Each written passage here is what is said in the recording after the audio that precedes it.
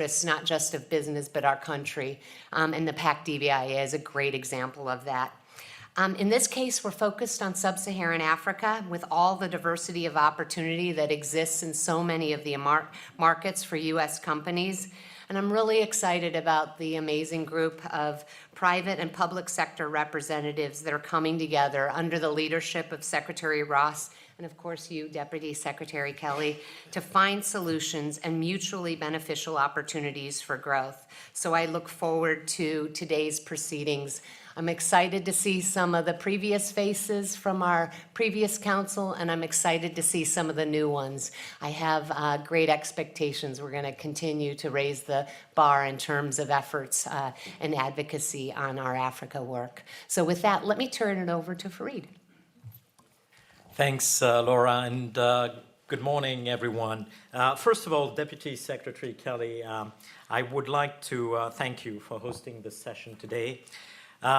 Based on various engagements that we had in Africa with a lot of the official representatives, both of the government and the private sector, the Dbia members have really tried to consolidate what are our reflections of what's needed and how we should progress in Africa, and also what would be the recommendations for the U.S. government support in this regard. We look for a lot of these engagements, dear Deputy Secretary Kelly, have been in your presence. I remember last year, we had Maputo in South Africa in your presence, and I think it created a lot of momentum in the engagement with the African partners of the U.S. private sector and the U.S. government. We look forward today to go through what we hope is going to be an interactive session. A lot of the Dbia members are around the table today, and they can share their experience. It's also about the U.S. government representatives as well to share their own experience and reflections, which I think can come together into something that could be an action plan for the year forward with us. So just wanted to leave it at there and then go back to Laura. No? Okay, Erin. Hello. So good morning, Erin. So I'll turn it to Erin Walsh, who's the Senior Director for Africa Affairs at the National Security Council. Thank you, Fareed. Thank you, Karen, Susan, for all of you for having me here today. It's great. I just wanted to talk a bit about the President's national security strategy and actually how that impacts Africa right now. One of the things that I think most of you know is the mention in the national security strategy for the first time that we had great power competition, and that is with China and Russia. We're seeing that every day, as you business people are every day on the African continent. But the United States is now looking at that a lot differently than we had before. So the strategy is a major shift in our policy. It's also a major shift in how we're aligning our resources and how we're doing business, both here at the National Security Council and how we're working with our own private sector partners. So everything from cyber to business opportunities on the ground. I'll get to that in just a moment. The United States has been focusing on economic development and trade and investment. We've marshaled the strongest economic tools we have ever had, from the Development Finance Corporation to the reauthorization of the Exum. So much work has been done with all of this. Millennium Challenge Corporation, USAID, the 16 departments and agencies, and the 53 tools that we have at our fingertips. The United States is implementing the Prosper Africa Initiative and a whole-of-government approach for the first time to increasing trade and investment and focusing on fostering the development of these countries in order to absorb the investment as well as the business opportunities. We're also using sanctions as mechanisms like we haven't before, particularly with the Global Magnitsky Act passing. This is an act that focuses not only on human rights, but on corruption. And we're working closely with the Treasury Department, Department of State, and the White House are working daily with those sorts of sanctions, again, hoping to impact the business climate that you're all working in.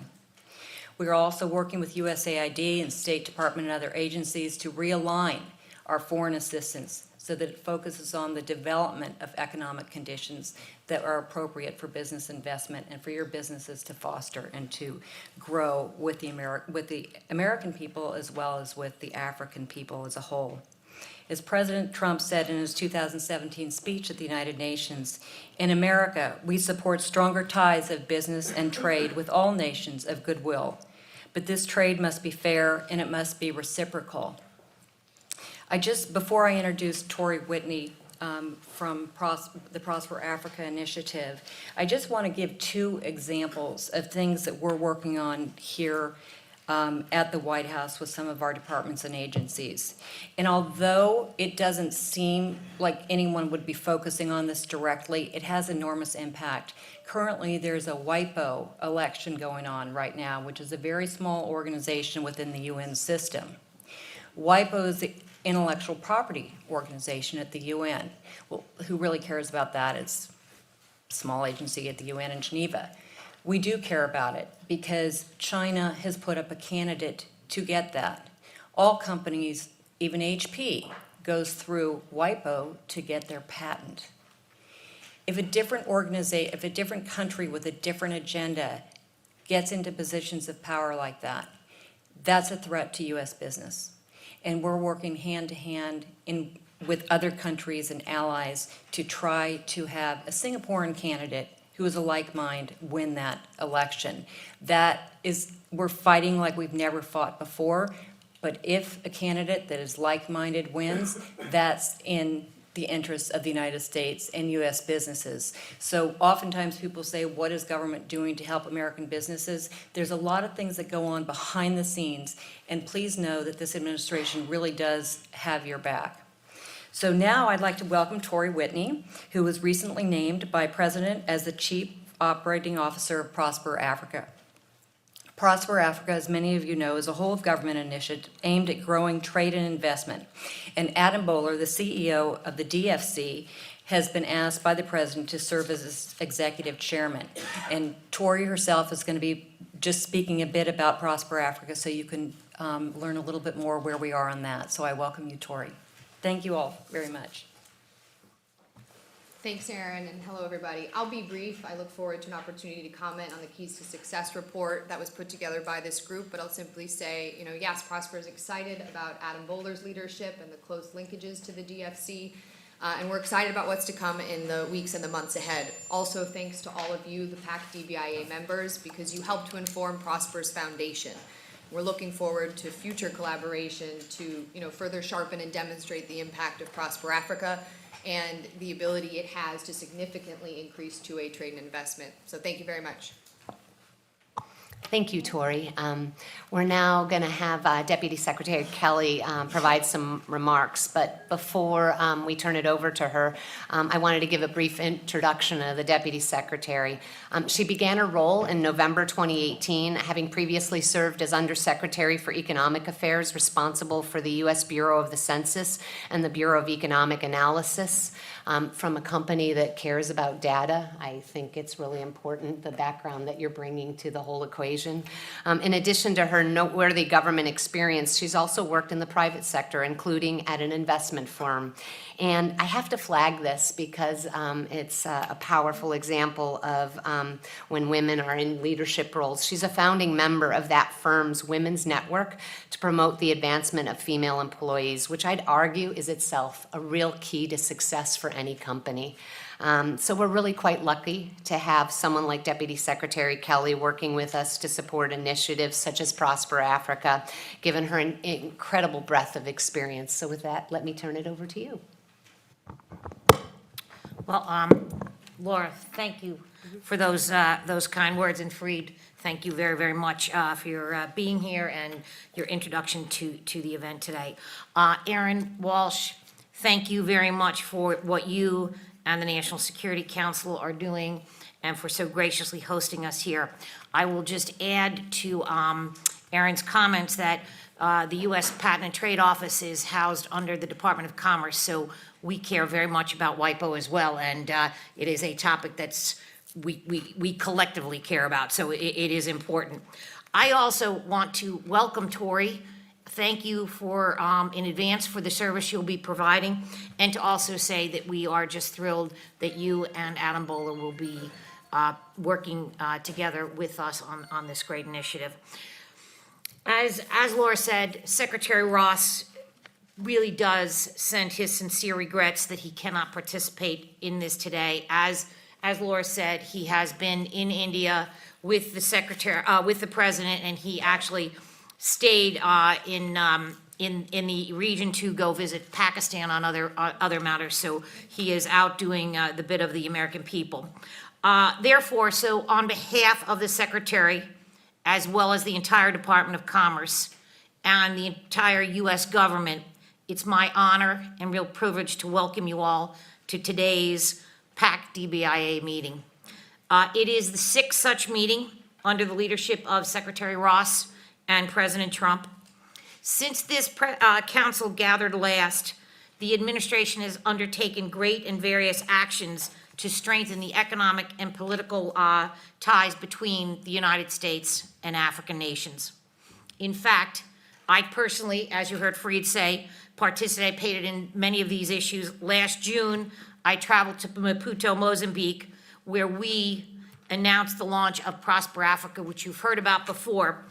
As Tory explained, and I really put it simply, Prosper Africa is the Trump administration's whole-of-government approach to increase two-way trade between the United States and the African continent. And it is really that simple mission that moves us forward in a whole-of-government approach. Earlier this month, at the U.S. Chamber of Commerce, which is just down the road from here, as you all know, I had the pleasure of co-chairing the first ever U.S.-Nigerian Commercial and Investment Dialogue. That was together with Nigerian Minister of Trade, Richard Dbia. This dialogue really proves American and Nigerian business leaders with a milestone opportunity to offer policy directions and suggestion from senior officials from Nigeria, which is, as we know, Africa's most populous and largest economy. Establishing this U.S.-Nigerian commercial and investment dialogue was a recommendation from this group, the PAC Dbia, and we followed through on it.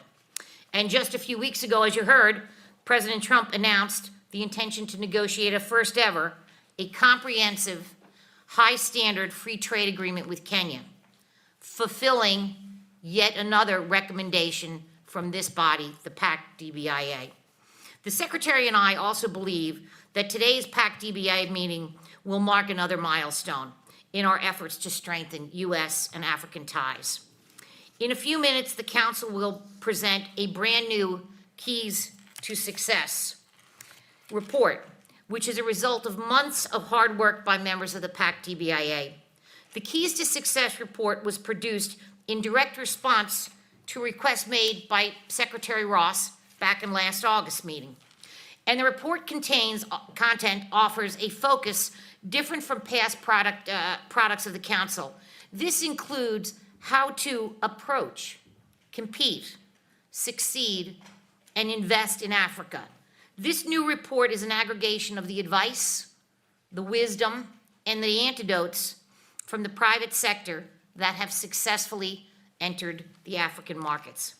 While much of the work of the PAC Dbia focuses on policy remedies at the governmental levels, the Keys to Success report provides companies with advice on operations and things that are directly within their control. And the success stories can help other American companies in the very near term expand their presence in Africa or enter the continent for the first time. Should the Council today officially adopt the Keys to Success report, our department will work hard to amplify those key findings. To the businesses all around the country, we will use our commercial service officers in more than 100 American cities, as well as our Office of Business Liaison, our EDA, our MBDA, and we will take a whole-of-commerce approach to amplify that message. This Keys to Success report is yet another example of the critical trade advocacy work performed by the Department of Commerce using the private sector expertise in support of Prosper Africa's economic pillar. As everyone in this room knows, Africa has incredible potential for growth. The continent boasts 5 of the world's 10 fastest growing economies and is home to more than 1 billion people and their consumers. 60% of those which are under the age of 25, which takes a special look at that market. The companies that serve the PAC-Dbia understand this potential as well as anyone else does. And our department relies greatly on this council's perspective to better understand and harness these opportunities. We continue to see encouraging signs from Africa when it comes to trade and investment. There is progress being made on the eventual African continent free trade area. There are continued efforts to harmonize customs regimes, and the World Bank's Ease of Doing Business Index notes several African nations that have moved up dramatically in the rankings over the past several years. But, as always, there remains much work to be done. The Secretary and I are extremely grateful to the PAC-Dbia members who have persistently seek mutually beneficial partnerships that deliver greater prosperity to the African continent as well as the American people. For today's discussion of the Keys to Success report, we are joined by senior policy officials in more than 10 federal agencies, bringing together that whole of government approach to get the strong support for the PAC-Dbia and its mandate. All of us within government look forward to hearing the PAC-Dbia's findings, and we look forward to the recommendations that you will provide to this administration. In conclusion, I would like to thank all the PAC-Dbia members and their many staff members who have worked hard to complete this report. I would also like to just selfishly take a moment to thank our own dedicated PAC-Dbia team at Commerce, Fred Stewart, Giancarlo Cavello, and Ashley Bubner. I would now like to ask Susan Silverman, our PAC-Dbia Vice Chairman, to kick off the discussion. Thank you. Thank you, Deputy Secretary Kelly, and good morning, everyone. I'm Susan Silverman. I work at Pfizer in our emerging markets business, and this is actually my first PAC-Dbia round. I'm really pleased to be here. I met several of you at a reception we had at WEF Africa last year in September, but it's really great to be here and to recognize the extraordinary work of all of our companies and the staffs in our companies that really helped pull together this report. I think what's important, as Deputy Secretary Kelly said, as well as Laura and Fareed, is to really have a chance to look through these keys to success today and understand what went behind making these recommendations to the government in order to help us move our businesses forward in Africa. So with that, I'm going to turn it over to Arjan Toon from Cigna, who's going to begin the deliberation on the keys to success. Thank you, Arjan. Thank you, Susan. Africa's 54 countries represent significant growth potential for American companies. It is the youngest and fastest growing continent in the world, and it is expected to have 1 billion people under the age of 18 by 2050. African countries are demonstrating growing demand for value-added investment, world-class technology, innovative services and goods, and for partnerships and skills training. So for American businesses, Africa is a region of opportunity. This Keys to Success report captures best practices and lessons learned from all companies represented on this council. The purpose is to offer our experiences for consideration as American companies analyze, develop, and execute Africa-focused business plans. We want to help drive more American success in the unique and competitive markets across Africa.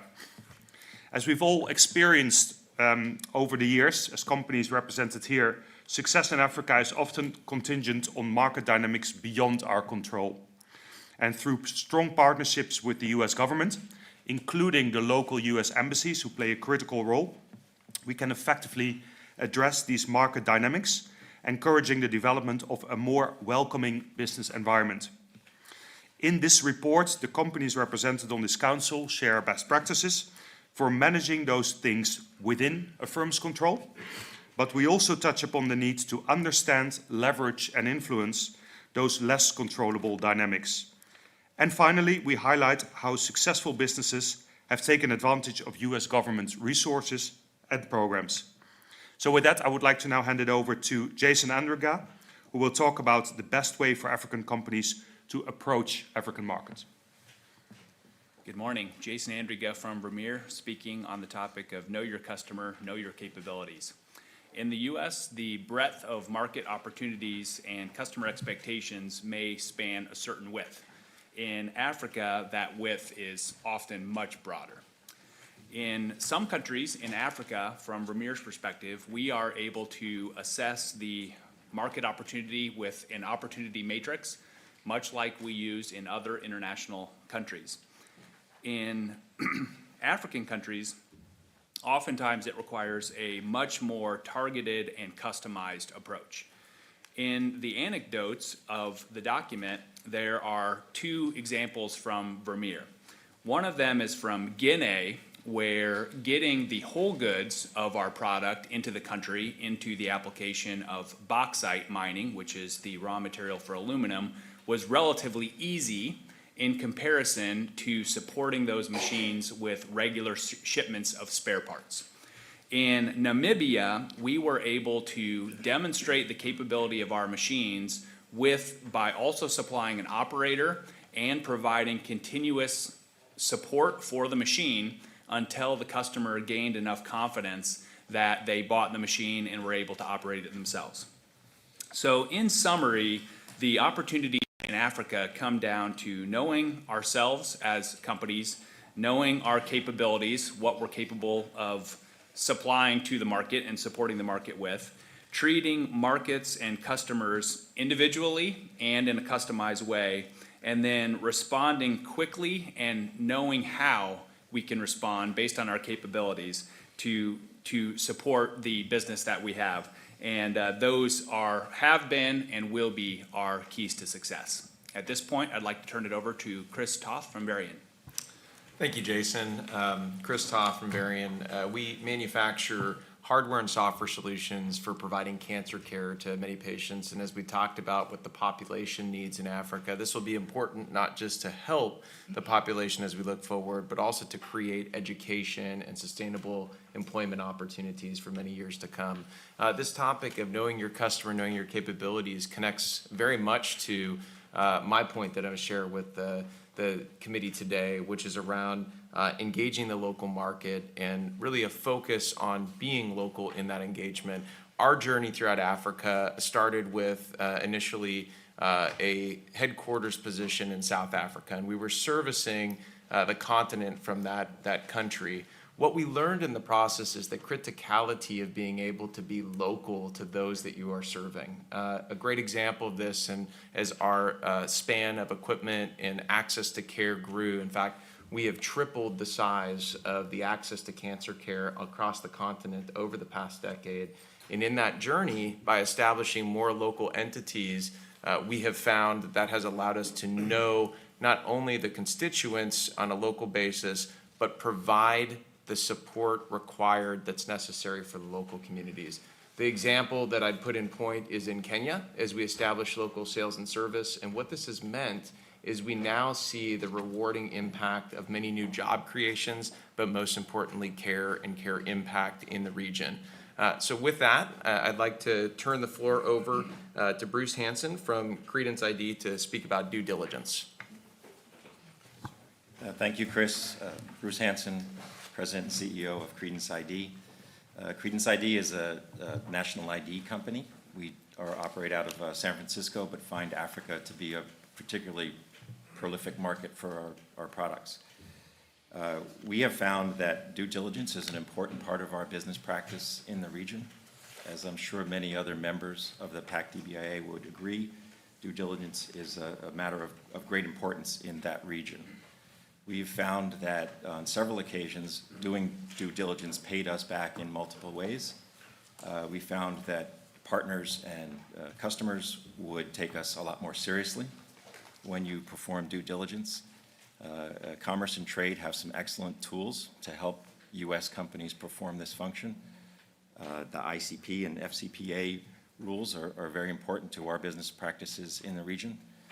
And we've sometimes seen that a failure to do due diligence has quite a negative effect on your business relationship with customers. Sometimes it's an open door to partners or customers perceiving you in a less than ethical way. So we'd like to perform these functions upfront, early, and often, as we say, to prevent any misperceptions about us as an American company doing business in the region and what our partners may expect from us.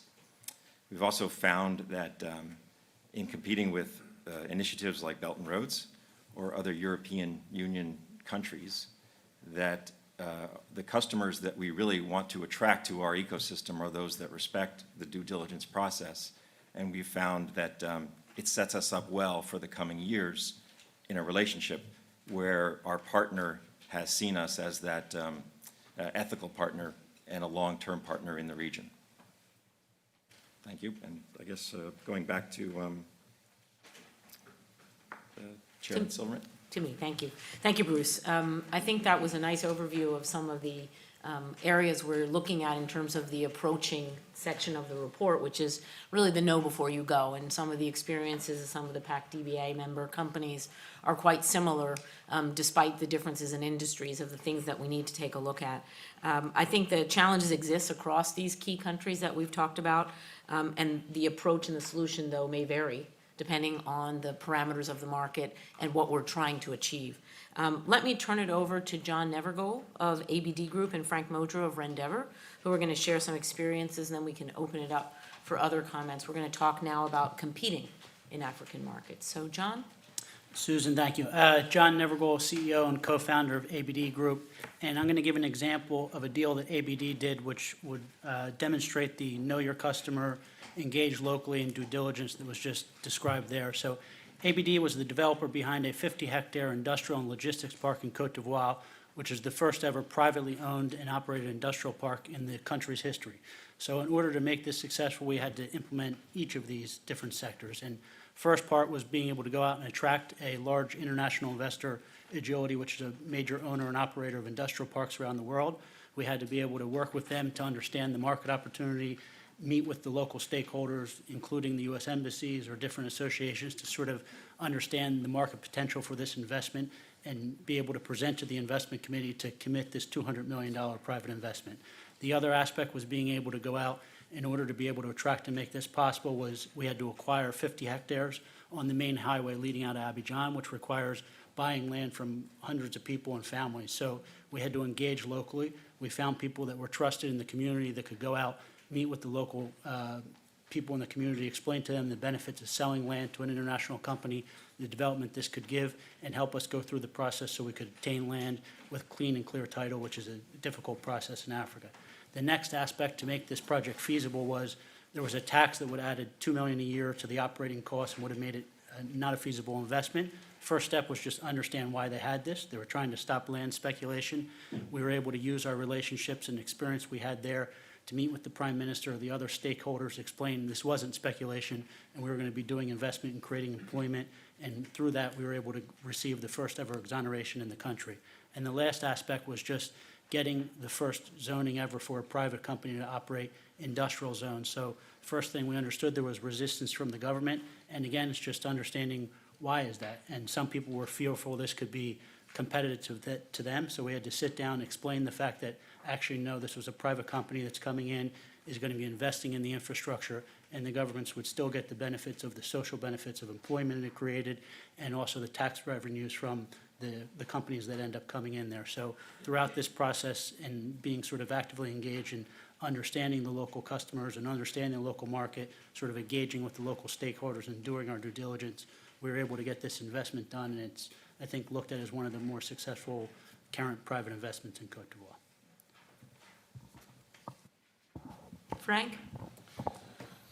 John, I wish we had met earlier. Rendeavor is the largest new city builder in Africa, and we own 30,000 acres of multi-use developments. Obviously not in Côte d'Ivoire, but in Kenya and Ghana and Nigeria and Zambia and the DRC. And I want to just tell you a little bit about what we did in one occasion in Ghana. But in summary, what we do is we provide turnkey solutions for people like John, so he doesn't have to do pretty much any of the things that he just described. So I'll meet you at Lagos. In Ghana, Rendever is developing a city called Apollonia City, and that's in partnership with the local community, the local stool. Ghana, like all African countries, has a critical shortage of affordable housing. In addition to a nascent mortgage industry that suffers from a lack of quality properties and secure land title to finance them. So we joined with a local bank called GHL Bank, which is the leading mortgage lender in Ghana, to deliver a pilot project of 101 and 2-bedroom affordable homes at Apollonia City. We de-risked the project by building the homes on an infrastructure-ready land that we owned and also ensured clear land title. GHL Bank provided the mortgages mostly to young first home buyers. And most importantly, GHL Bank is the recipient of $60 million from OPIC. This is the only affordable housing project requiring no local government funding. And President Akufo-Addo came to site to launch the project. Today, we're expanding the project to 2,000 units, and the American flag, actually quite a few of them, is flying proudly over site. And it's well known that funding was provided by the United States government for American-built affordable homes, as I said, mostly for young Ghanaian first-home buyers. I see workers here, and I just want to say this has been a great success. Working with OPIC and now the Development Finance Corporation has been a real joy. And this is one very small yet meaningful example of what we can all do together. Thank you very much, Deputy Secretary. Thank you. Thank you, Frank. Those, I think, were some really great examples on how to manage this first step of approaching a new market like any of the countries in Africa. In the interest of time, because we're running a little bit late as opposed to having comments now, I think I'll move right to the next section, which is the competing section, a long-term national agenda and aligned approach. And I'm going to turn it over to Alleviate Puek from American Tower. Alleviate. Thank you, Susan. Good morning, Deputy Secretary. Good morning, everyone. I'm Olivier Puech, American Tower. We do telecom infrastructure. We're present in 17 markets around the globe, 7 of which are in the Africa continent. So I will briefly outline why we believe it is important for U.S. businesses to adopt a long-term view of Africa when considering commercial opportunities. As in many developing economies throughout the world, doing business in Africa requires time, patience. Challenges often associated with the continent include political instability, inadequate regulation, red tape, and currency fluctuation, all of which can lead to considerable volatility. These challenges may impact the day-to-day running of a business, as well as the timing for completion of the project and transaction. Given these characteristics, U.S. businesses should take a long-term view when investing in Africa and anticipate the significant investment of time and resources needed to achieve commercial objective. Just to give an example, our company, for instance, has been in Africa for almost 10 years, and when we engage with customers, we sign up for leases and contracts between 10 and 20 years in each of the markets where we operate. A long-term approach also allows companies to capitalize on Africa's high population growth, reap the potential benefit of long-term domestic reforms, and take advantage of technological transfers from developed economies, thus helping their workforce become more productive. Finally, government leaders in Africa also appreciate long-term investment as they demonstrate commitment to the country, which in turn helps businesses to build goodwill. I would therefore conclude by stating that U.S. businesses with foresight and a long-term view of Africa will be better positioned to compete successfully and capture the commercial opportunity presented by the continent. With that, I would like to hand over to Mr. Andrew Tory, Regional President for Central and Eastern Europe for Visa. Thank you. Good morning. It's my pleasure to present the PAC-Dbia's Keys to Success on Aligning Business Strategies with Government Objectives and Needs. Like all governments around the globe, African governments contend with competing priorities around sustaining economic growth, job creation, skilling, responding to healthcare and infrastructure needs, building digital ecosystems, and expanding financial inclusion, to name only a few.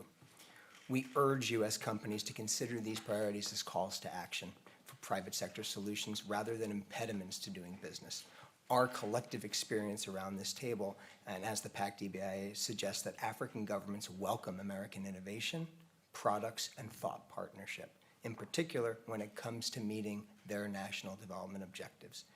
Building alignment with national priorities can take many forms: direct investment in infrastructure, technical training for regulators, capacity building for key constituents such as MSMEs, women-led businesses, etc. Achieving such win-win objectives is what creates a virtuous cycle of positive collaboration with governments that results in long-term sustainable economic growth, better social outcomes, and commercial success. Working with governments to further economic development is actually fundamental to Visa's work in Africa. We do so through direct partnerships with government and also our multi-stakeholder approach to commercial partnerships to build robust, secure, and innovative ecosystems. For example, Visa and the government of Côte d'Ivoire have a strategic partnership to advance the digitization of the economy and expand financial inclusion. Fortuitously, we actually signed this partnership with the government of Côte d'Ivoire in July 2018 on a Dbia fact-finding mission in Côte d'Ivoire and Abidjan. And together, as part of this, we have provided financial literacy training for thousands of Ivorians, building their capacity to make informed financial decisions that will have positive multi-generational impact. More broadly, our work with fintechs, mobile telecoms, local banks facilitates innovation, next-generation skills, and brings solutions to market that would otherwise not be possible. One example is Visa has worked with the Pan-African fintech platform MFS Africa to enable secure remittances and e-commerce across borders in 30 African countries. So what does everyone get from this? African economies enable their consumers and sellers with access to new markets safely and conveniently. The leading African fintech, MFS, is able to expand and improve connectivity across the continent, and we're able to serve new customers. In scenarios like this, everyone wins. To summarize, the Dbia members recommend that U.S. companies seek input from African policymakers early and often to inform business strategies. We have found African governments to be very willing partners in deploying U.S. innovation and view sustained partnership with policymakers as a critical enabler of long-term business success. With that, I'd like to turn it over to my colleague, Andrew Patterson from Bechtel, to present the next key. Thank you, Andrew. My name is Andrew Patterson. I represent Bechtel Corporation, and Bechtel's been in Africa for over 75 years and delivering over 400 projects. Bechtel is really focused on this next aspects of it. When it comes to competing, my colleagues have talked about on the long-term views and understanding the government objectives. Investing in local talent and skill development is something that American companies is a strong value proposition and really differentiates ourselves with the African leaders and African countries.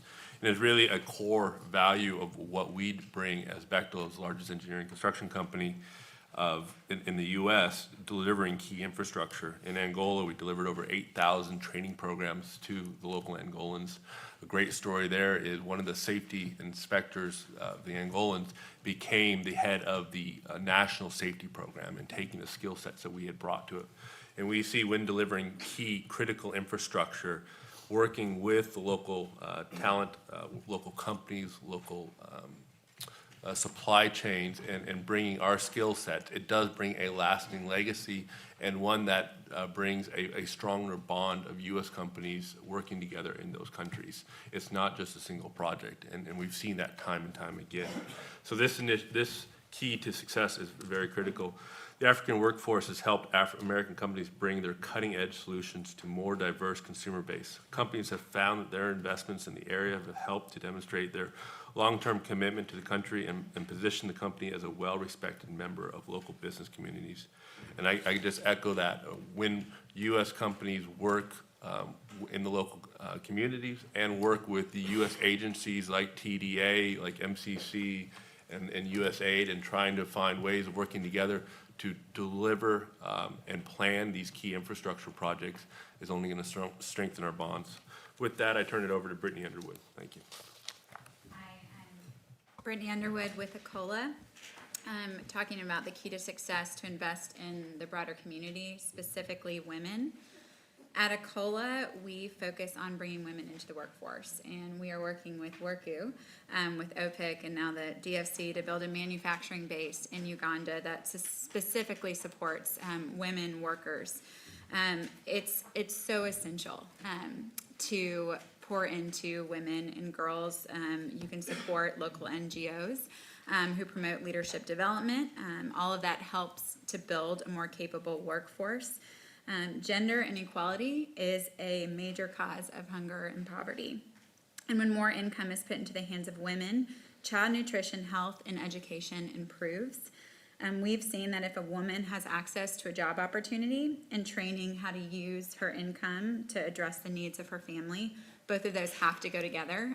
Economic development as well as aid, they should not be separate, and they're always separate. We're trying to bring them together and show that whole communities come out of poverty when those two work together. Our entire workforce is made up exclusively of women in rural villages. Many who were not educated before we started workforce training.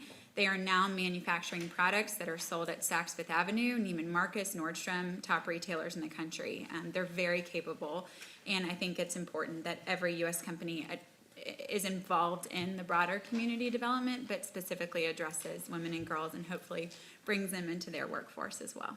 Thank you. Thank you, Brittany.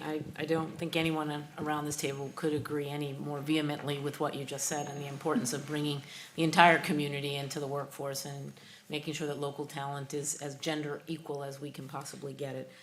As a science company, we invest in a lot of talent, and we have been in Africa for more than 50 years, and we have a big push on gender equity and skill training and skill building. So certainly can appreciate that for healthcare workers, as well as for people in the manufacturing sector and basically every sector represented around the table. I'm going to turn it over to Rama Wright from Shea Yaleen to share an experience and an anecdote from her organization. Shama. Thank you, Susan. Good morning, everyone. At Shea Yaleen, every day we seek to answer the question, can an African resource be brought to market through ethical supply chains that create local impact? And the answer is yes. We do this by organizing women-owned cooperatives in northern Ghana. We provide them with technical assistance, training, access to capital, as well as access to production equipment. And then we help them create a value-added product that we import into the U.S. and then we create to connect to national retailers here in the U.S. And so by doing that, we're being able to demonstrate that you can create supply chains that support living wages for individuals who historically have not been involved in the formal economy, individuals who primarily live in rural areas in Africa who are part of the informal economy. And so by creating a business model that gives them access to the tools and resources that they need, they can actually bring a product to the global marketplace that is of value and creating impact in their lives. Thank you. Thank you. Some really great examples of how we can actually work with the local communities to really drive their interests and at the same time drive our interests as well. So given the time crunch we have, I'm going to shorten the discussion and move to the last and final section, which is the section on succeeding and leveraging American strengths. So up next is Takrim El Tohami, who is going to talk to us from IBM. Takrim. Thank you. I'm Takrim El Tohami from IBM. We have been in Africa for a very long time. I personally have been working in Africa for a very long time, and long decades of working there. I can tell you that to succeed in Africa, one must offer and sell latest innovation and value. Some African countries and businesses might have missed several cycles of technological advancements and innovation, but today all are determined to start from where everybody else has ended. They want the latest and the most advanced innovation and technology. They want to acquire it and use it right away. And the fact that in most cases there are few legacy systems makes the adoption of the new technologies and innovations easier and faster. U.S. companies are the leaders in providing innovation and cutting-edge technology to users all over the world, and Africa is no exception. So if I look at IBM, for example, we have, in the area of information technologies like artificial intelligence, like cloud, like blockchain, like quantum computing are in demand in Africa by governments and businesses of all sizes and industries. So banks, for example, are using artificial intelligence today across Africa to examine non-banking data like mobile, phone bills, and other bills, look at social media to assess creditworthiness of the unbanked in order to give them loans and let them join the formal economy. Insurance companies in Africa are using artificial intelligence and image processing to make decisions, re-accidents, and claims. Governments are using design thinking and artificial intelligence to improve and simplify their internal processes, make doing business in their countries much simpler, and improving their World Bank ease of doing business ratings. I take Kenya as an example. In 4 years, they moved up 75 points from 135 to 61 because they're using this technology. And speaking of Kenya, and this is not only governments and banks and insurance companies, but in Kenya, there's a small private company called Twiga Food. It's a local food company. They take produce from farmers and give it to their sellers who work from stalls. And they're using blockchain, which is a secure digital ledger on the cloud to connect the farmers and the sellers. And they can know what product and what fruits and vegetables from which farm is going to which seller. They also can monitor the financial transactions and can think about extending credit ratings and get these small sellers and farmers into the formal economy. And now last about quantum computing. This is the computer of the future. This is something that no computer today can do. Today, the people who use it are companies who look for new materials and new medicines. In South Africa, there are researchers who are using quantum computing to try to find a medicine for HIV. So, offering the latest and innovative, responsible solutions and technologies to African clients and users is the right recipe for success. Now I will pass to Peter Sullivan of Citi. Thank you, and good morning. I think everybody's aware that Africa has been becoming an increasingly competitive marketplace. We've witnessed governments such as China, Russia, and the UK deploying resources to assist their private sector in winning investment and trade flows. And I think in order for American firms to level the playing field, they need to be aware of and leverage the resources the U.S. government has available. On both the policy and the programmatic fronts, U.S. government engagement and support is critical to enabling greater American commercial activity on the continent. In the policy realm, continued government efforts to ensure free and fair business environments are crucial foundational steps for American firms. More specifically, developing relationships with the Departments of State, Commerce, and other agencies is a best practice Citi has adopted for 36 markets that we operate in throughout the continent and elsewhere around the world to help sustain our business. Companies need the U.S. government's ongoing attention to expanding market access for Americans' goods and services, encouraging the free flow of data, advocating for life cycle procurement policies, and a number of other key issues that the PAC-Dbia members have previously raised to increase commercial relations. The multitude of trade and investment dialogues and frameworks are particularly helpful in maintaining regular policy engagements with African partners. Programmatically, there are several USG tools that American companies can and are leveraging for success. For example, the U.S. Trade and Development Agency's Access Africa initiative, focusing on expanding quality ICT infrastructure and service, boosts the innovation opportunities for American firms. Citi recently signed on to this initiative because a robust ICT sector and policy environment further our ability to provide cutting-edge financial services, from trade finance tools to mobile payment solutions, to drive two-way trade and investment. The new International Development Finance Corporation's increased investment cap of $60 billion and the reauthorization of the Export-Import Bank help unlock capital that is mutually beneficial to the U.S. and African countries. Citi recently closed deals with DFC that funded small businesses in Uganda and food manufacturing in Nigeria. to over 100 projects completed since 2008. The U.S. Agency for International Development and the Millennium Challenge Corporation are good partners for American business in addressing the Sustainable Development Goals. Citi, for one, looks forward to exploring how MCC in particular plans to incorporate blended finance strategy into its work and creating investment opportunities for U.S. investors. This government the U.S. government toolkit, specifically as amplified under the new Prosper Africa Initiative and deal teams, assists American firms for all sizes and sectors in growing their business on the continent. And Citi welcomes the opportunity to help maximize these tools as part of the PAC DBA. Thank you.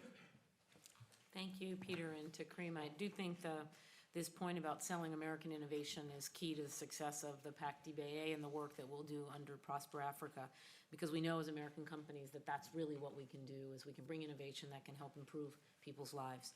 Let me turn it over to Jason Brantley from John Deere and Raghu Malhotra from MasterCard to quickly share some of their experiences in this space before we move to the next section. Thanks so much for the opportunity. John Deere's got a long history in Africa. Our first products were sold in 1878, so we've done a lot of business there. We've made a lot of investments there over time, and we're very familiar with the food system needs, the opportunities and the challenges that exist in Africa. And traditional agricultural solutions are certainly a part of that, whether it's the mechanization solutions that we sell or some of the other technologies that American companies bring in. But there are many persistent problems that are unique to Africa that are going to require unique solutions in order to work around them. And we think that innovation is absolutely necessary in this. The example that I want to share is we partnered with IBM and a startup company founded by American entrepreneurs but started up in Africa called Hello Tractor, in order to put an ecosystem in place using telematic devices on agricultural equipment that begin to create data and information about the operations and the users. Now, the immediate ecosystem and benefits are around improved asset utilization and creating a shared economy model so that communities can make smaller investments but still have access to mechanization and support. But on top of that, using artificial intelligence technology from IBM, we're now seeing the ability to begin to make customers bankable that had never been bankable before, because there's now records about their business and their operation and the cash flow that they can generate. We're seeing opportunities to improve decision-making around crops and improve productivity and yields, which in many cases yields in Africa are 1/5 to 1/7 the global average. I think this is just the tip of the iceberg in terms of how innovation, at least in the food system, can help address some of these problems, improve food security, and alleviate poverty in Africa. And I see broadly across multiple systems that this type of partnering in American innovation can bring real value to American companies and real value to Africans. Thank you. I'll now turn it over to Raghu Malhotra. Thanks, Jason. Thanks very much. So I'm actually going to build on some of the things and the themes everybody talked about, innovation, policy making, etc. But I think I need to really start with saying, Peter talked about how the Chinese governments, the Russian governments, and how they actually approach Africa. And that approach is a little different to how our American companies are perceived in the continent. American companies are perceived to actually either go for a commercial interest, which is a singular approach by a company, or it's largely aid-related. While the Chinese and the Russian governments are thought of as actually integrating into local economies, ecosystems. So as we started to think about that as MasterCard, one of the things we thought about is saying, what are the real needs in Africa and how do we address that? So one of the things we thought of was the whole MSME, which is the micro lending and the micro and the SME side of it, which, by the way, employs more than 50% of the labor workforce is employed in that whole ecosystem. The biggest problem they have is over 70% of them do not have access to working capital.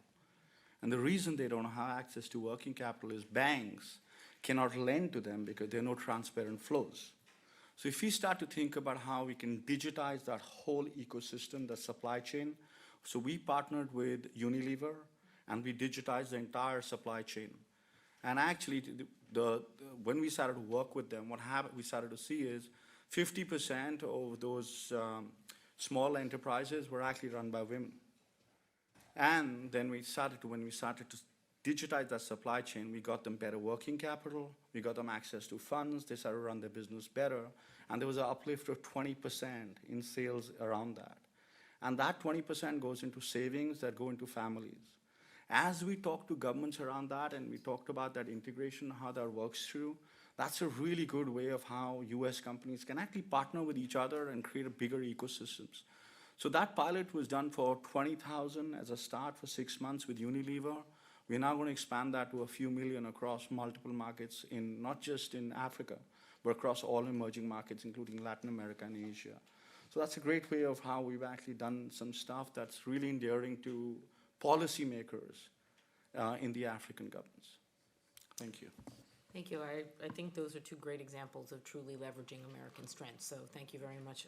I'm going to move us to the, now this is the last section of the report, sorry, I spoke too soon, on investing, something that we sort of just touched on, and activating American capital. So Jake Cusack from Cross Boundary was going to take us through that. Jake? Sure. Thanks, Susan. I'm Jake Cusack. I'm managing partner at Cross Boundary. We're an investment advisory and investment firm with 5 offices across Sub-Saharan Africa.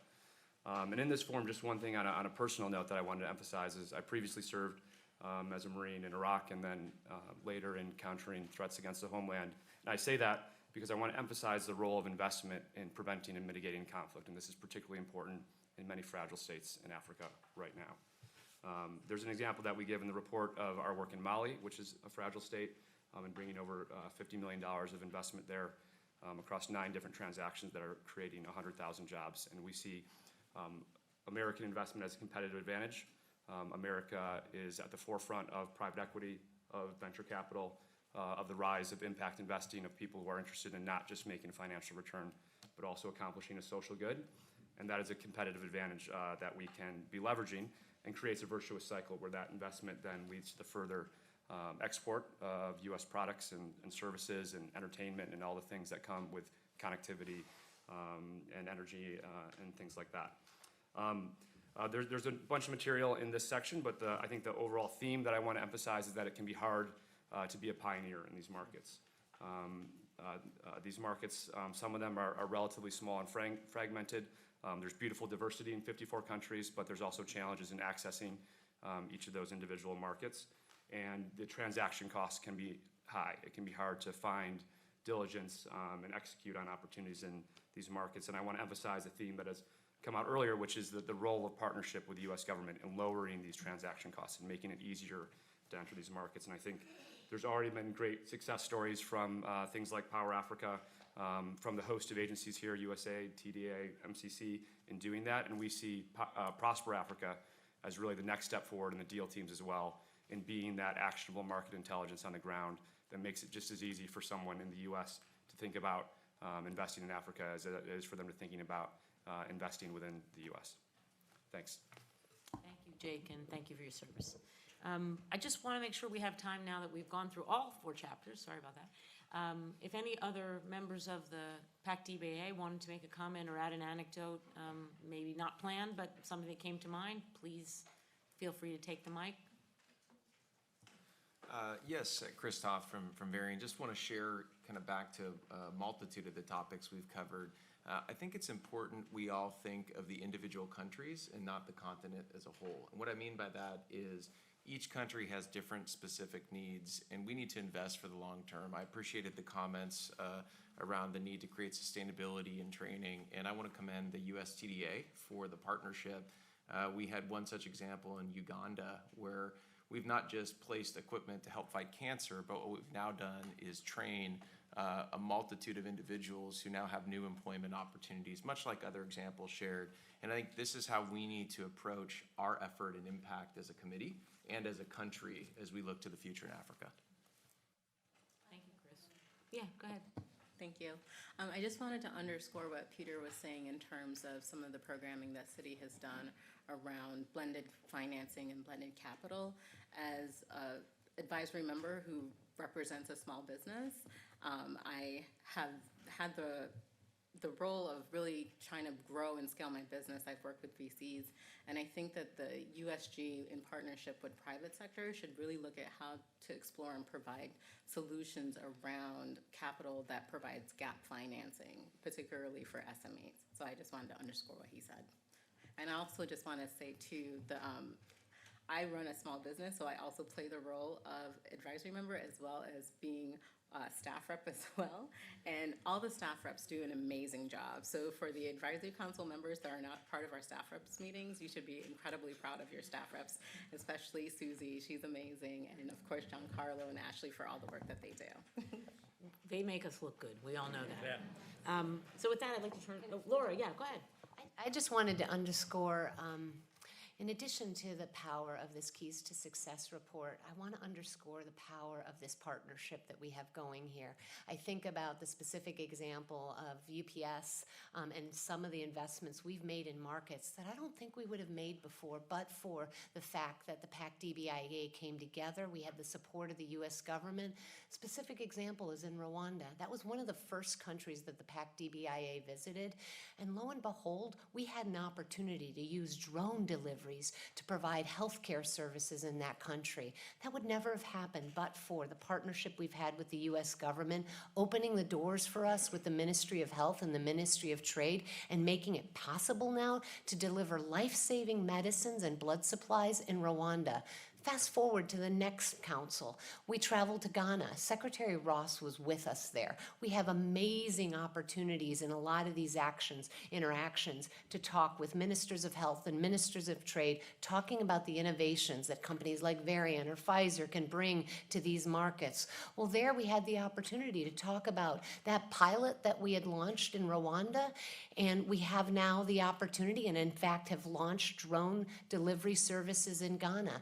That's the power of this partnership. We're creating those health foundations on top of which economic growth and opportunity are developed, and that's because we've come together with our solutions, our know-how, the support of the U.S. government, but the partnerships that are forged, not just with the council members here in the room, but all the other companies that we give the courage and confidence to say, we can bring our products to the African marketplace and transform so many of these countries. And so I'm really proud of the work that we've done in the past two councils, and really excited about what we're going to do with this next iteration, because in many respects we have the keys to success. They're around the room here, and so I'm looking forward to what we're going to do going ahead.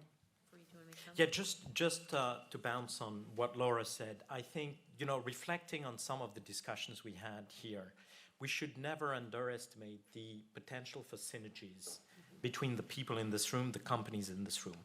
A lot of the companies have been long-standing actors and players on the African continent.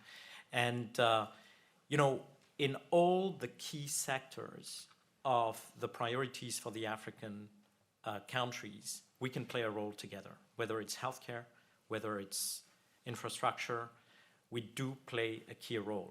Reflecting, and Chris, on what you said in Kenya, and maybe people don't know in this room, but last year, the combination of a Varian and a GE could bring to the subcontinent access to the way we diagnose through molecular imaging, and we treat through radiotherapy cancer. Cancer is going to claim more lives than HIV and malaria by 2030. This is tomorrow. And I think the power of the combination of US companies, great technology companies, but more than that, investing for many decades in skills development, in making sure that we transfer knowledge and we help the communities grow. So I think that's the power of this room. If I could just echo one thing about that. When you're doing that, we can help you with a turnkey solution on the land.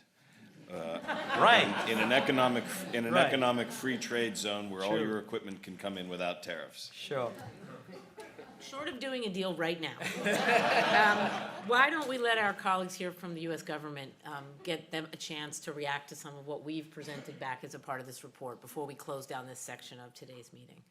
I'll turn it over to anyone who wants to. Go ahead, Kimberly.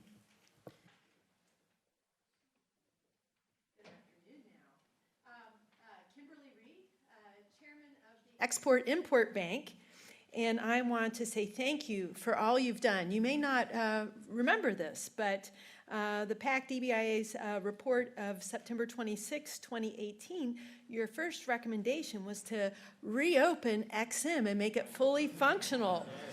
So thank you for that. So thanks to President Trump's leadership, we finally reopened on May 9th, 2019.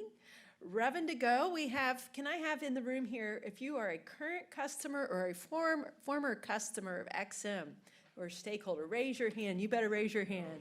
Okay. So we are now fully functional. We are a very important tool in the trade toolbox, like my friend over here, Sean Karen Cross, and my friend Tom Hardy at TDA and others. But we have a very special role. For those of you who don't know, we provide direct loans, guarantee loans of the private sector, such as our friend at Citi, your loans. We guarantee your loans. We provide export credit insurance and working capital guarantees to really help our U.S. businesses compete and win in the global marketplace. We, since we were not fully operational for 4 years, we have great potential for all of you in every company in our country, because right now we have a cap of $135 billion of exposure that we can do at any one time. Right now, we're just at $50 billion, so we've got $85 billion that we want to ensure goes and makes deals happen in great places like the continent of Africa. Congress has spoken very loud to us in that I have a special mandate in our charter to focus on Sub-Saharan Africa, and I was so honored. Immediately after being sworn in May, the president asked me to lead his delegation to the swearing in of Cyril Ramaphosa, the president of South Africa, and we had a great roundtable with a lot of companies in Pretoria. So we have been working hard. We did the largest deal in Exum's history last year, a $5 billion LNG project that will support 16,400 jobs in Pennsylvania and other key states. We have a preliminary commitment to support an $86 million deal in Senegal for electrical and renewable energy equipment. And we also support our nation's great small and medium enterprises, such as Acro Bridge. And I am so happy that you are here today, sir, because Paul Sullivan also sits on our Sub-Saharan Africa Advisory Council, one of your great colleagues at Acro. So we are ready to go, and we will be continuing this discussion at our own annual conference, April 2 and 3 here in Washington. Thank you, Deputy Secretary Kelly, for coming and joining us at that. But we will have a very special panel on Africa, more than 1,000 people, and we really want to help you succeed. Just in closing, with our longest reauthorization in the history of Exum, 7-year reauthorization until 2026, Congress has asked us to focus on China and what China is doing in places like Africa with their Belt and Road Initiative. We all know that they engage in debt diplomacy. And so of our $135 billion, Congress has instructed us now to set up a new program on China and transformational exports to compete directly with China on China's terms. So we're figuring that out. With me in the corner over here is Jamal Rare, our new head of national security at Exum. But we need to really be doing all we can to help our U.S. companies in AI, biotech, biomedical sciences, 5G, quantum computing, renewable energy, semiconductors, fintech, water treatment, sanitation, high-performance computing. These special call-outs from Congress, they want to see us go learn where China is doing deals in Africa. Let us know, and we are able to come in and make sure that our companies win. So thank you. Thank you very much. I'm not sure if there's an order, but Sean, and then I'll go over there. That's all right. Thank you, PAC Dbia. We are proud to be here today. Thank you, Kim. We're so happy Exum is back up and running. Listen, if you don't, my name's Sean Karen Cross. I'm the CEO of the Millennium Challenge Corporation. If folks here don't know about MCC, you should. We do big, hard infrastructure projects. We do it in a 5-year time frame, and our mission is singular. We're there to reduce poverty through economic growth, and we only work with the best governed, poorest countries in the world. And 70% of our portfolio is in Africa, but what we are designed to do is target the sort of policy and institutional reforms that make investment possible in country. We have great partners. We partner with Bechtel. We've had great conversations with Citi and others in this room. We are designed to be that leveraging tool for the private sector coming into a market. And so what's important to us is that we hear from all of you, what are the constraints on investment in this, in a particular country? Because when we go in, we sit down with the heads of state and say, this is our list of what we need in order for you to access U.S. taxpayer grant money. This is all grant funding. We are, in essence, the counter model to China. What we offer, I mean, I heard Raghu say, and this drives me crazy, to say China is perceived as being there and integrated into the local economy and helpful to, that's backwards. What China's doing is providing visible infrastructure projects, but they are not doing it in a sustainable way. There's no civil society buy-in. There's no private sector piece of this. There's no sustainability to the project itself. That's what we are designed to do. What we're building, the what we do is important, but how we go about doing it in country is the real legacy of what we're trying to leave there. And that legacy is supersized with investment coming in behind it. And so Prosper Africa, working with the DFC, working with Exum, that is what we're trying to do. That's the large incentive and the carrot that we bring to activate that sort of policy and institutional reform. So we have great eyes and ears on the ground. We are wired into the governments in the countries where we are. We'd love to work with you and your teams to share information and see what it is that we can do to be helpful to you all to create the sort of environment that makes sense to bring in more U.S. investment money. Thank you. Thank you, Sean. I'm going to go next to Tom.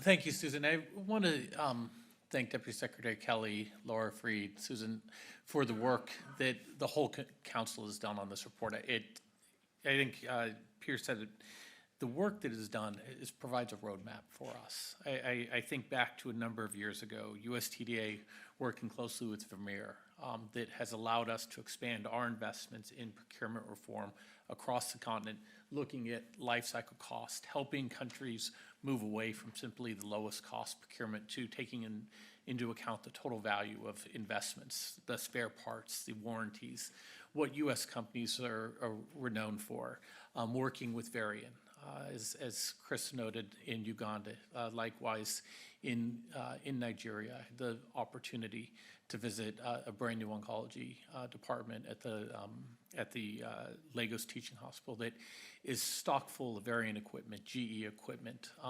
That was made possible in part by the work of USTDA stepping in, bringing over the leadership of that hospital, take them to the U.S.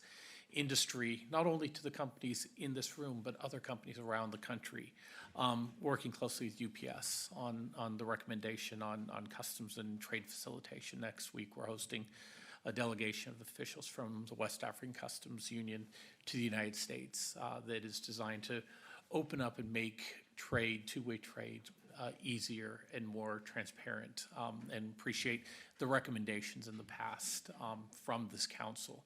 And going forward, Peter mentioned USTDA's launched last year at the CCA conference, Access Africa, which is designed to make significant and long-term sustainable investments in expanding ICT infrastructure across the continent, looking at expanding access, looking at greater security, protecting the mobile banking industry.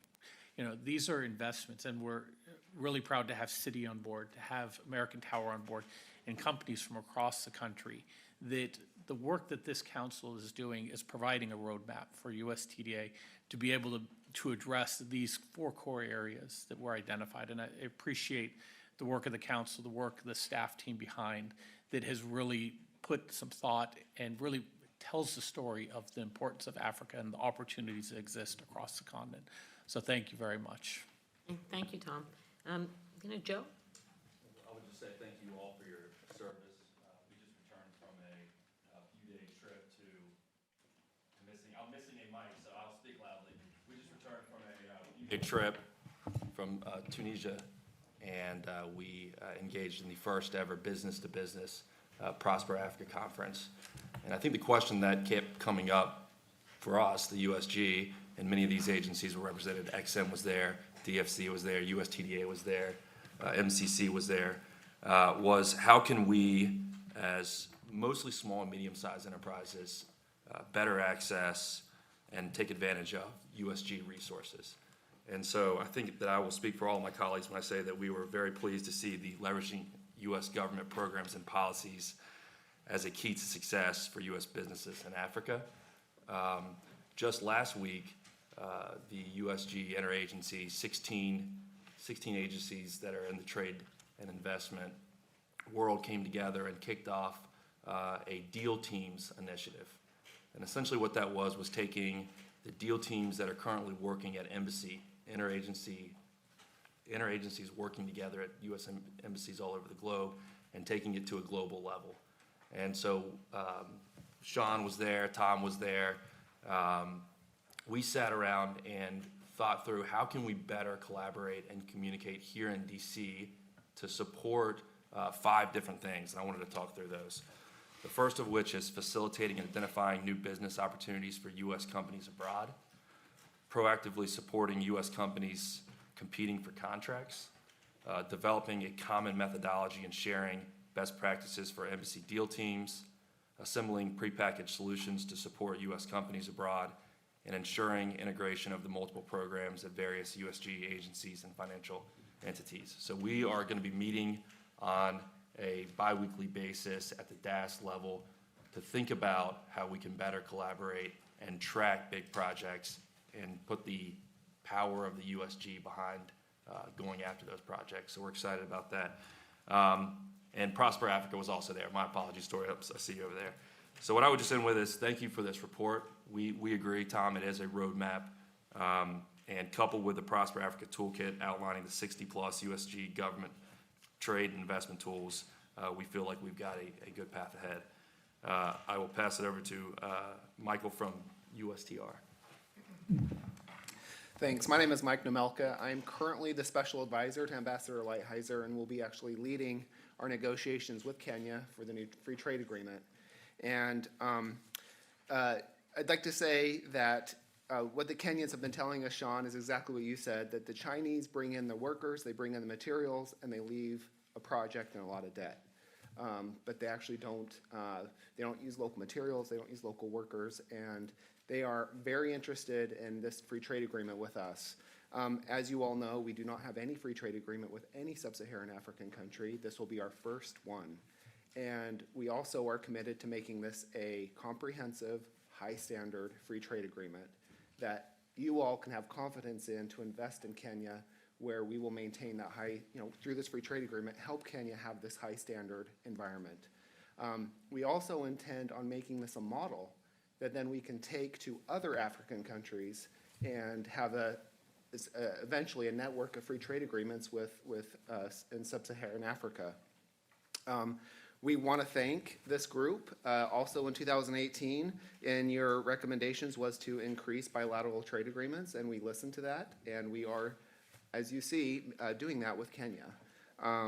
So we want to thank you for all your support and all your work, and you have our commitment at USTR to help to develop free trade agreements that will help you have a stable and environment to invest in.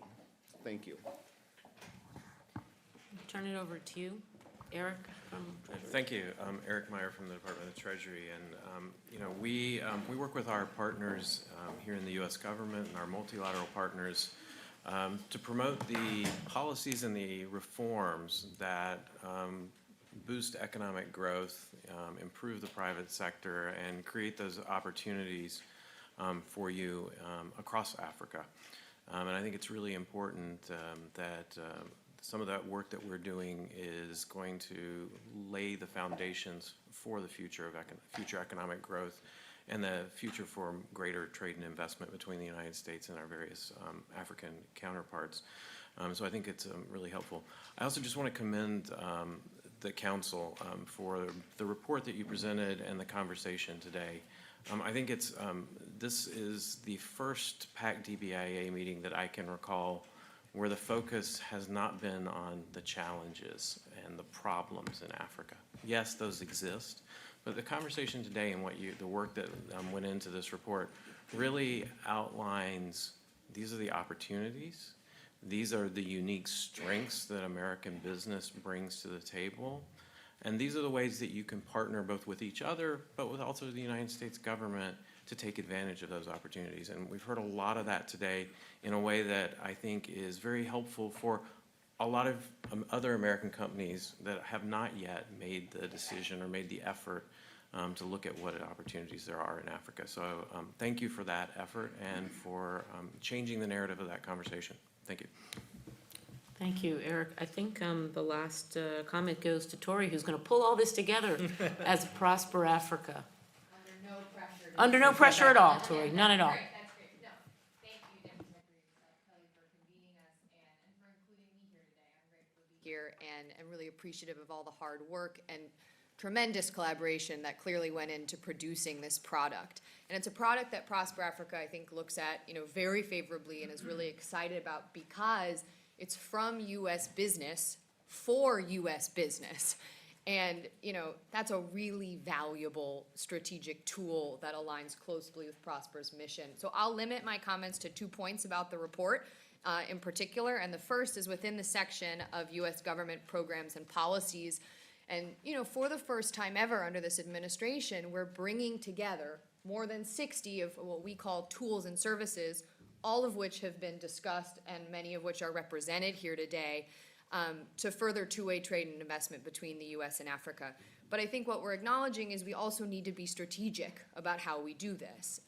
And so that means looking at where are the most viable business opportunities, where are the most promising markets, and where are those markets where our African government partners are going to commit to the necessary reforms and standards. And so what I hope is that with the socialization and use of this product with the U.S. private sector, that it can help us to inform that sort of strategic focus. And then the last point is actually in the letter from the co-chairs and the vice chair, that extends an offer to serve as ambassadors of U.S. firms that have been successful. So what do we, USG, how do we effectively operationalize that generous offer?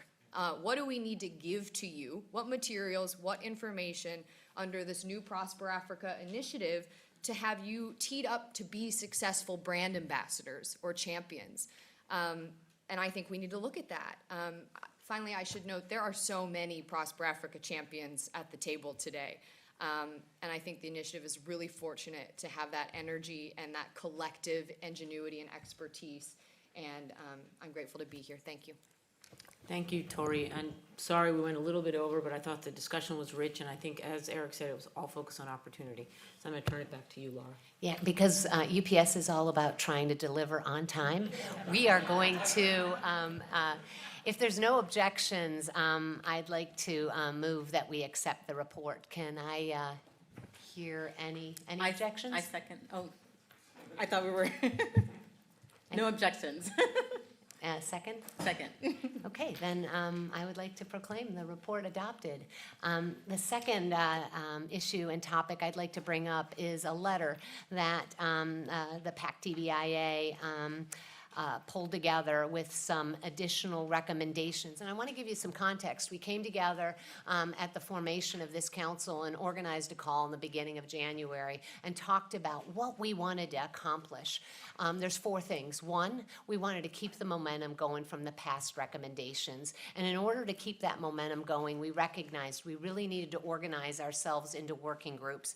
And so we have coalesced around a handful of working groups, one with respect to procurement. If we know anything from our last council trip, we have to be all in on winning the business in Africa on a lot of these procurement projects. Second was financing, and Peter Sullivan and Citi has been so instrumental in helping us work through so many of those issues. Technology and digital economy, skills development, and trade facilitation, near and dear to UPS's heart, of course.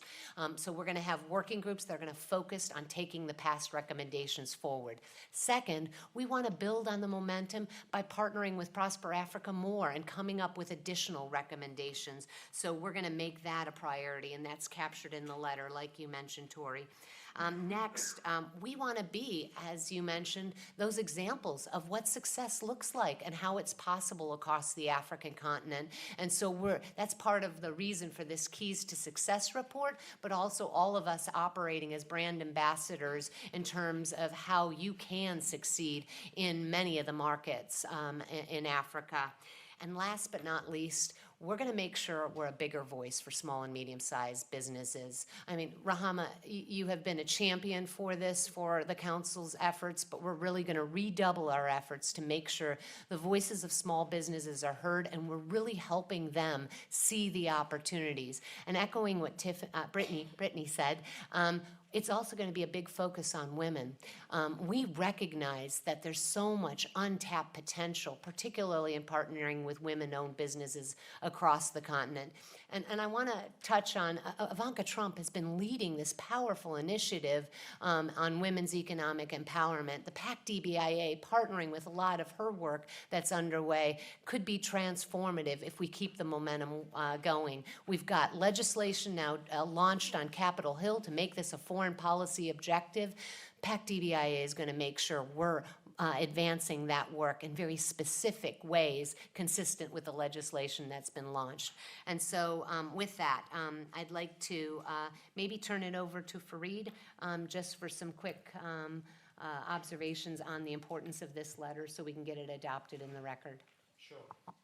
Thanks, Laura. I won't go into the details and paraphrase what you've said, but I think, the one reflection I'll make, this letter is really the results of consultation among the PAC Dbia members. I think you've heard it today. We've tried to make sure we are the voice of what the U.S. private sector and business community wants to do in Africa and what they believe is important. The second thing is, and I've heard that, across the table here, and Tory, you mentioned that, how do we operationalize that? And I think it's key for us to reach and get to tangible outcome and impact in Africa to operationalize that. And the sectorial working groups go back, Joe, to what you've mentioned with the missions across Africa and country by country, not groups of country. You have to go granular into this approach, is going to be the way we want to engage. What we've seen in the past, and maybe has been a weakness to all of us, is how do we connect the dots between the private sector, the US government, agencies, state, commerce, and our African partners. And this is something that we intend, through the PAC Dbia, with the support of the US government, to do better. I reflected, and Kimberly, thanks for reminding us, I serve a company that has been 120 years in the continent. But a lot of what we've done during this 120 years has been with the support of the US government agencies here.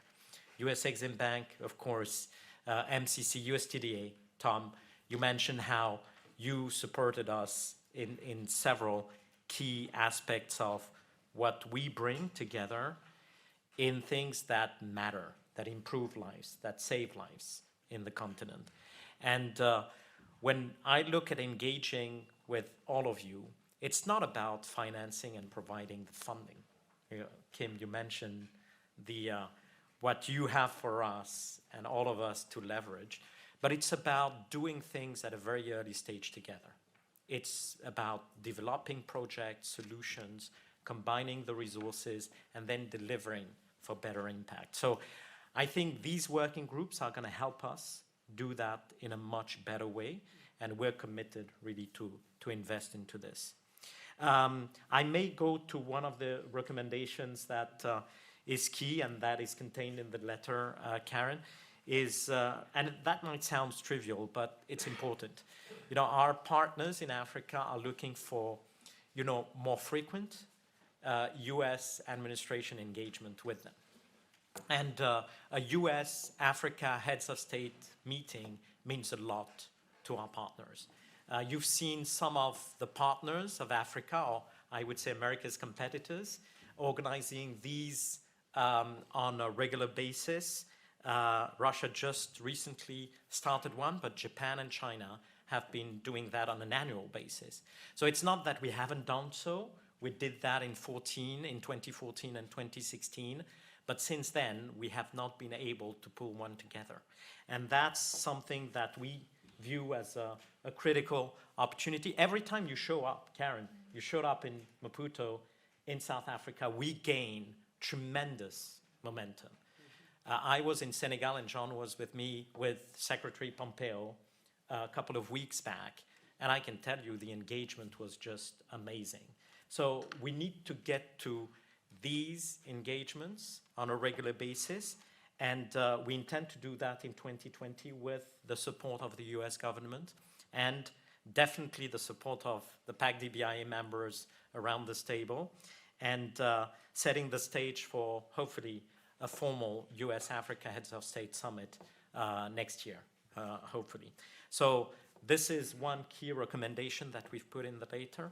And last but not least, Tory, I turn to you because Prosper Africa is, for all of us, the promise of delivering, the value proposition of the US government and the US private sector in Africa.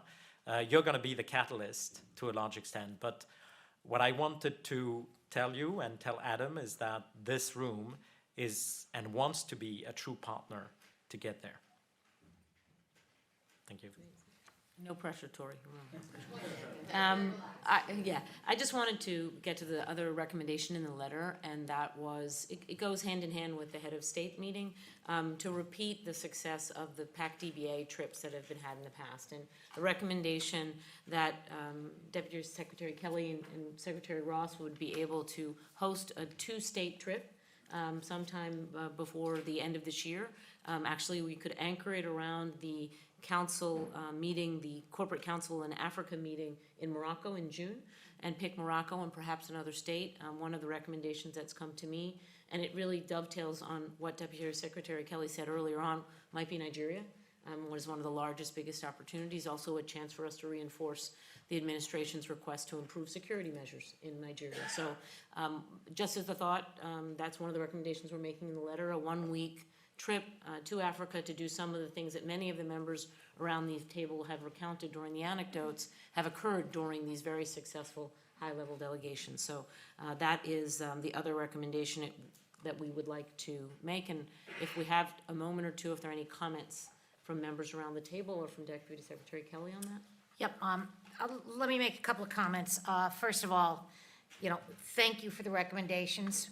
We hold them in great importance coming from you, and I've had the opportunity to speak to many people on the council in just private meetings, and so I have heard loud and clear that the need for the high-level U.S.-Africa engagement is necessary.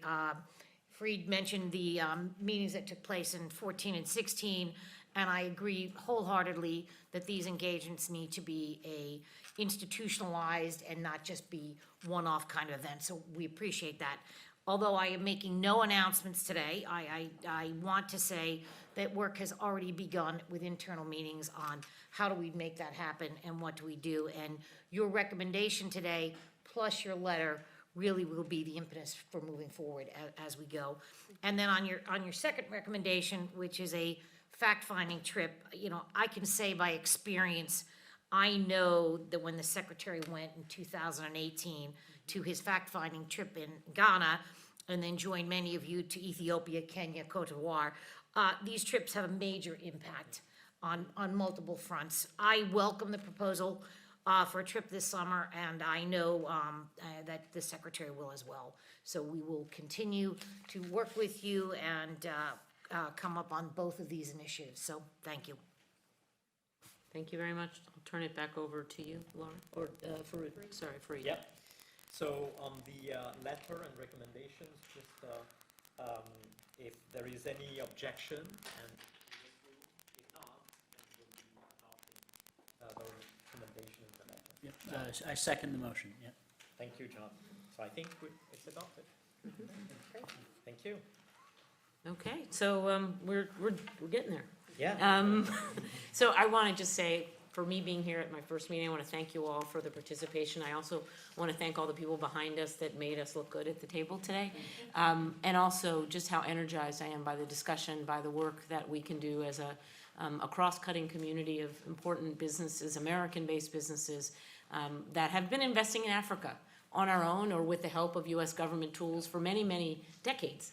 And what the springboard of the Dbia report 3.0 can actually do to even increase that. And I really, I just wanted to thank everyone here. Thank you for allowing me to be the vice chair of the group. And I hope that the Keys to Success report, Deputy Secretary, will actually help the government rally around this and help us get where we think we can go to bring our innovation, our leadership, and sustainable economic development to Africa, contrary to some of our competitor countries. I think that's something that American companies are very good at, and we can do it with the gender equity lens that I think we're also very good at as well. So thank you all for the time, and I'll turn it back over.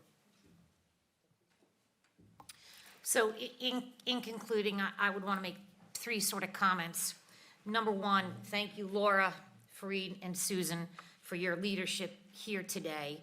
And a sincere thanks to all the members of the PAC-DBIA. I often say that the greatest asset that this country has is our private sector.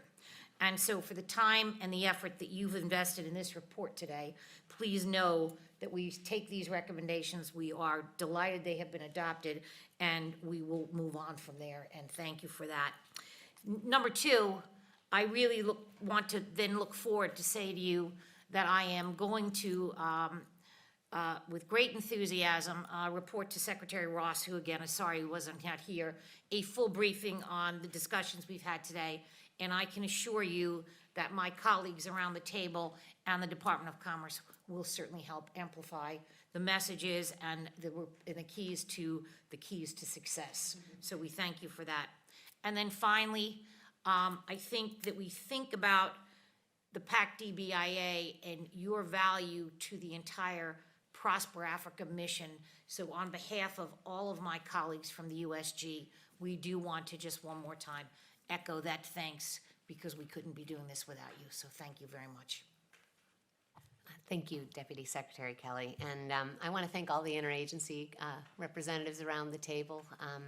I believe that together we can accomplish great things. I would be remiss if I didn't acknowledge the Department of Commerce team and the amazing work that they do. Some of them forego sleep, work round the clock. I'm going to give a couple shout outs, Giancarlo, Ashley, and Fred. You guys are simply amazing.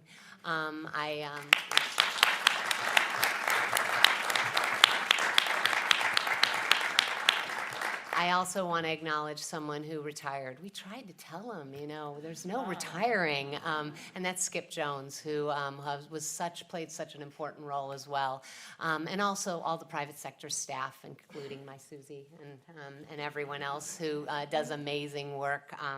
I think together, like I said, we're going to accomplish great things.